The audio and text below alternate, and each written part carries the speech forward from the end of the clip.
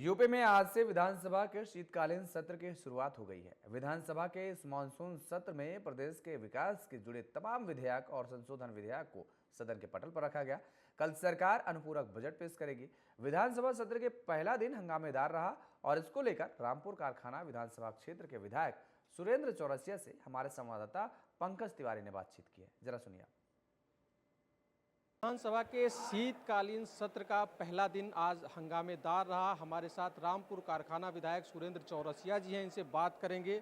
Sir, आज शीतकालीन सत्र का पहला दिन, विपक्ष पहले दिन ही गठियों पे दख्तियों पे लिख करके अपने नारे लेकर के आया। हालांकि लेके अंदर जा नहीं पाया, लेकिन अंदर भी संभल को लेकर, बहराइच को लेकर के तमाम तरह के मुद्दे और हंगामा चूँकि विपक्ष के द्वारा किया गया। सीएम ने इसका जवाब दिया, लेकिन इसको आप कैसे देखते हैं इस हंगामे? देखिए, जो ये आज का मामला था, विपक्ष के पास आज कोई मुद्दा नहीं बचा है, इसलिए विपक्ष किसी भी तरह से सदन को चलने नहीं देना चाह रहा था।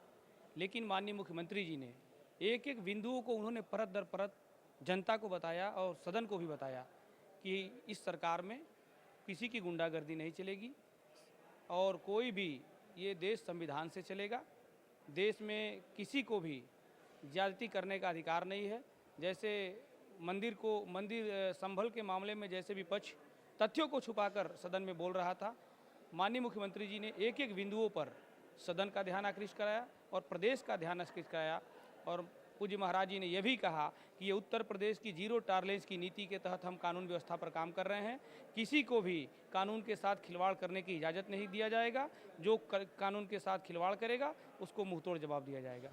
अपना दल कमेरावादी की विधायक हैं पल्लवी पटेल, सबसे पहले उन्होंने आते ही कहा कि तमाम तरह के जो आरोप हैं, सवाल हैं, जवाब हैं, सदन में इस पर चर्चा की जाएगी, इस सवाल का जवाब सीएम से मांगा जाएगा। और सदन जैसे शुरू हुआ, उन्होंने बोलना शुरू किया, लेकिन नाराज़ होकर बाहर भी आई और धरना भी किया।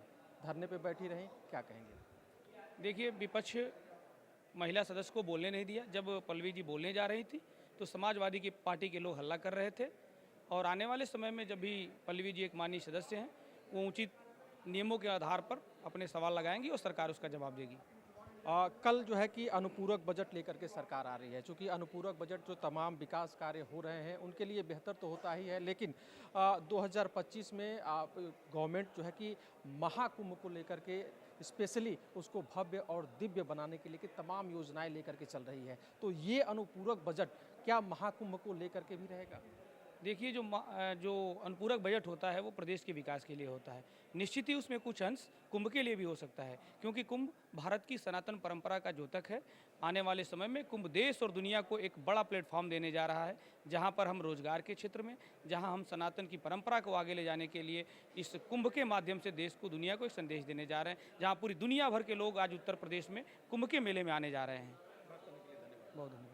तो ये थे रामपुर कारखाना विधायक सुरेंद्र चौरसिया, जिनका सीधे तौर पे कहना था कि आज सदन में विपक्ष के हर सवाल का सीएम योगी आदित्यनाथ ने जवाब दिया है। पल्लवी पटेल की जो बात है वो नियम के तहत जब आएंगी तो जाहिर सी बात है सरकार उनके सवालों का भी जवाब देगी। साथ ही साथ जो कुंभ है वो भव्य और दिव्य बनाया जाएगा। सरकार की पूरी योजना तैयार है और भारत सहित पूरी दुनिया को एक कुंभ के लिए, सनातन के लिए मैसेज देने की कोशिश की जाएगी। वीडियो जर्नलिस्ट नीरज यादव के साथ पंकज तिवारी, TV 27 न्यूज़, लखनऊ।